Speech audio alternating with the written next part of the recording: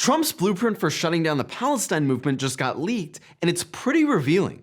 A reporter from the New York Times got her hands on a previously unseen policy paper from the far-right think tank, the Heritage Foundation, the same think tank that spearheaded Project 2025, and created the blueprint for Trump's attack on universities. The paper basically proposes the idea that the global movement against the Palestinian genocide isn't a real movement of tens of millions of people, rather that it's a global undercover support network for Hamas, which they call the Hamas Support Network, or HSN. They're doing all this so they can make the argument that the Department of Justice has the right to go after pro-Palestine groups for providing material support for terrorism, a federal crime that comes with heavy prison sentences, the shutting down of bank accounts, and the seizure of assets. A number of Project Esther's proposals are almost identical to what the Trump administration has done to the Palestine movement since taking office, like canceling visas for foreign students that support Palestine and withholding federal funds from institutions that don't enforce anti-Palestinian policies.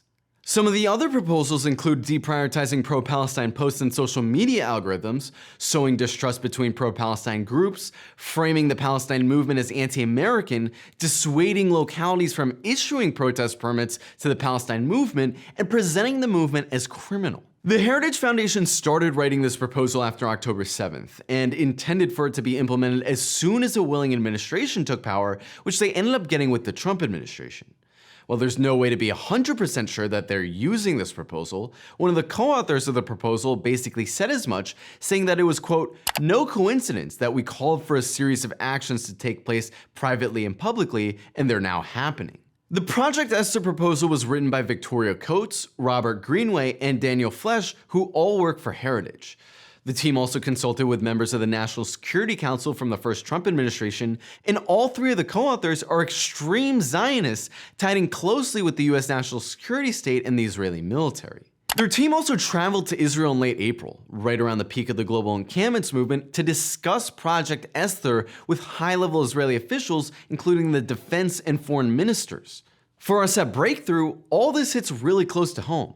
This is the playbook they already used against Mahmoud Halil, who we interviewed extensively, and the Heritage Foundation also published a report last summer that identified Breakthrough as a leader of the radical media wing of the ecosystem they've been lobbying to crush. While the current repression is designed to make Israel look invincible, it's really a sign of their weakness. The fact that their arguments are descending into ever more paranoid and alarmist scare tactics is a tacit admission that they've lost the debate.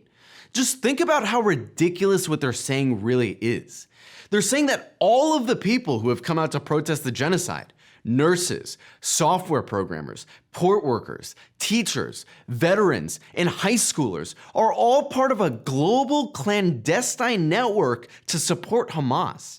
We used to joke that Israel would say that everyone they don't like is Hamas, but that's actually the argument they're putting forward now. And it goes without saying that this is all obviously fabricated.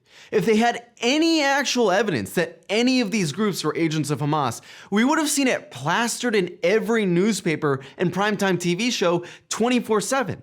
But we don't see that, because the evidence doesn't exist. And while they attempt to paint pro-Palestine protesters as foreign agents, what Project Esther reveals is that it's the Trump administration and Congress who are coordinating directly with the foreign terrorist state and their extremist supporters in the United States.